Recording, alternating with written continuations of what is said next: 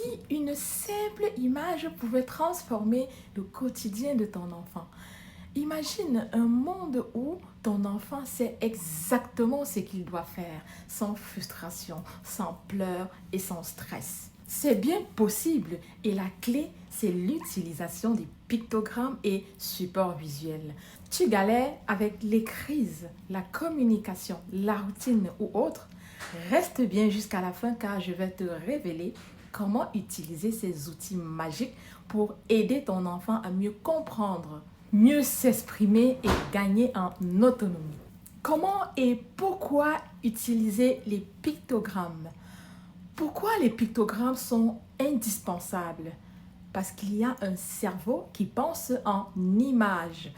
Les enfants avec autisme, TDAH, dysphasie ou retard de langage ont parfois du mal à comprendre les consignes orales.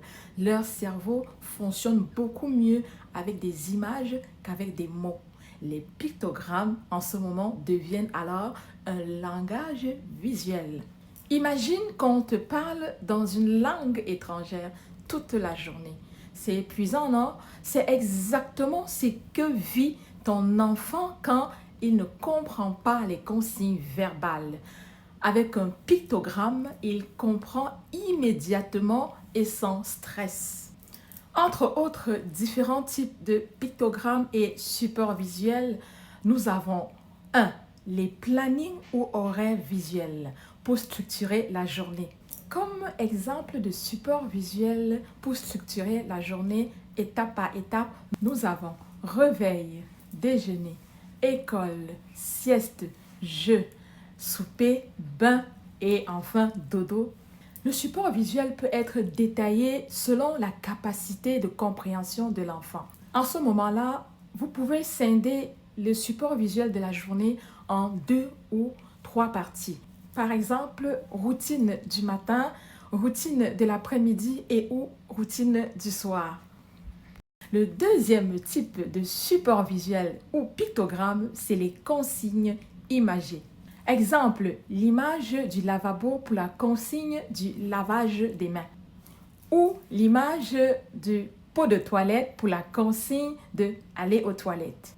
Notez que le détail d'une consigne ou d'une routine est aussi important pour faciliter la compréhension de l'enfant.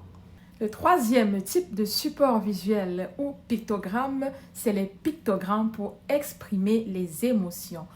Très utile pour les enfants non-verbaux ou ayant du mal à exprimer ce qu'ils ressentent. Ainsi, l'enfant exprimera adéquatement son émotion en pointant simplement l'image qui correspond à l'émotion qu'il ressent, au lieu de l'exprimer de façon inadéquate par des frustrations ou par des crises. Le quatrième type de support visuel ou pictogramme, c'est les tableaux de choix, pour éviter les crises en offrant des alternatives visuelles plutôt que des interdictions. Tu veux le pull rouge ou bleu au lieu de mets ton pull. Exemple, ton enfant refuse souvent d'aller prendre son bain et fait des crises. La solution serait d'utiliser un planning visuel ou un support visuel où le bain est indiqué après le repas du soir.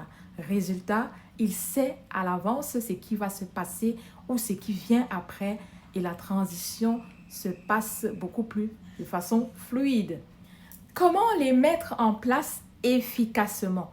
Pour mettre en place de façon efficace, il faut premièrement adapter les pictogrammes à ton enfant. Chaque enfant est unique et différent malgré les diagnostics similaires. Certains préfèrent les images colorées, d'autres des dessins en noir et blanc.